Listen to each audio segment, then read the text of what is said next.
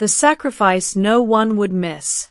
The alien world of Kythva believed in offerings. Not prayers. Not mercy. Offerings.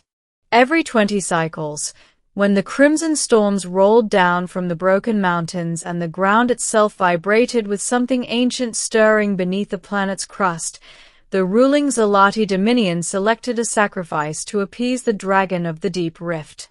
The dragon was real. And it was hungry.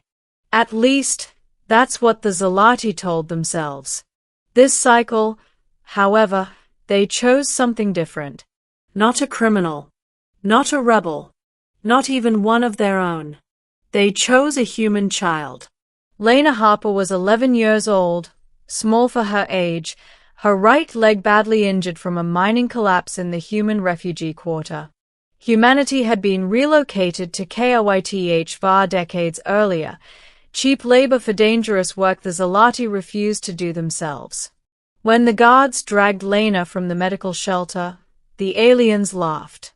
She's broken already, one Zalati overseer sneered, its insectoid mandibles clicking. Perfect. The dragon won't complain. Lena didn't scream. She clutched the torn strap of her medical brace and asked only one question.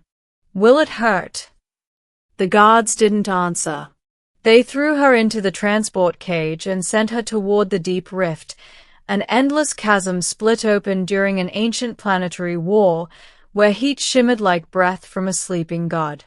The humans watched in silence. They had learned that begging only made things worse. A child before a monster. The sacrifice platform hovered above the rift, supported by flickering grave generators. Below, molten light pulsed faintly, and something massive shifted far beneath the surface. The dragon of Kythva was older than the Dominion, older than the planet's current orbit. When Lena was thrown onto the stone dais, the alien priests chanted mockingly, "Behold, a human offering. Weak, wounded, unwanted." Lena tried to stand. Her leg failed her. She fell forward, palms scraping against scorched stone. Tears stung her eyes, not from fear, but frustration. "I'm sorry," she whispered to no one. "I can't even run." The ground shook.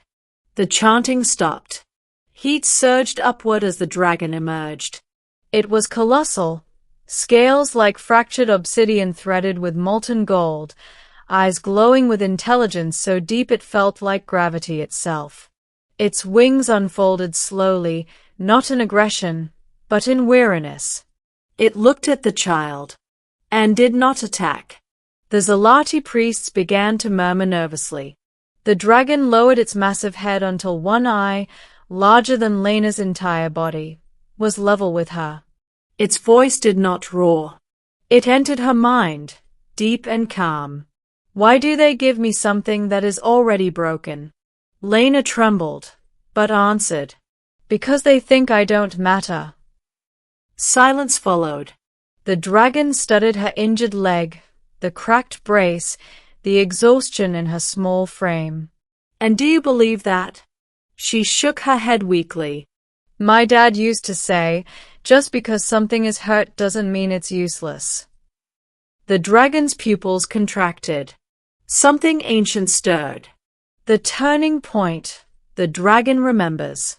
The dragon turned its gaze upward, to the watching alien delegation perched safely behind energy shields. "You mock me with cruelty," the dragon's voice echoed. Not just in Lena's mind, but across the rift, across the city, across every Dominion relay. "You think I hunger for suffering." The ground cracked. The shields flickered.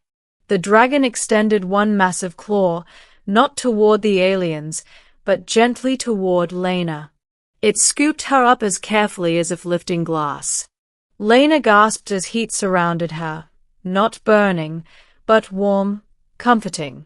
"Child," the dragon said, "you were not chosen because you are weak. You were chosen because they are afraid of what humans become when they survive." the dragon rose fully from the rift. For the first time in recorded history, the dragon of Kyth took flight. The shockwave alone shattered observation towers and sent alien officials screaming as their platforms collapsed. The dragon turned its fury upon the Dominion, not with indiscriminate destruction, with judgment. Energy surged from its core, not flame, but nullifying force. Zalati warships dropped from the sky like stones. Command relays went dark. Weapon systems refused to activate. The dragon spoke once more.